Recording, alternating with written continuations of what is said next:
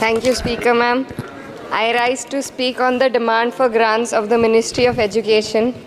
And while the Union Ministry of Education recently celebrated the 4th anniversary of NEP 2020 with a week-long Shiksha Saptah, this grandstanding does nothing to address the stark reality.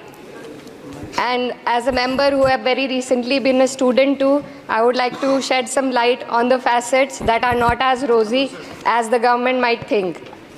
Despite NEP 2020's clear directive and the Kothari Commission's long-standing recommendation for 6% of GDP in education, the Ministry of Education's allocation is less than half of what has been recommended. The biggest cut has been for the University Grants Commission, which saw a 61% dropping from 6,409 crores to only 25 crore this time, which will affect the higher education of our country.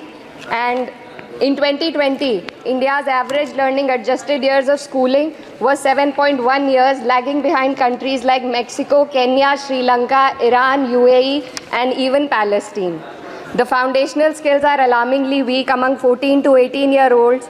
About 25% of those surveyed couldn't read a standard 2-level text in their regional language, and only 43% could solve a simple division problem. Shockingly, nearly 43% of undergraduate students also struggled with basic division. This report is a testament to the fact that in reality our education system has failed to educate a large section of the population, especially students from underprivileged backgrounds dependent on state-run education. Speaker ma'am, higher education, especially for women, is crucial to gaining empowerment and employment. And the AISHE report shows that only 10.4 colleges in the country were exclusively female.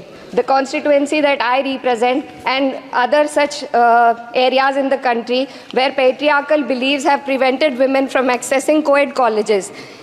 Therefore, we need women specialized institutions so that women can get educated and get further in the society.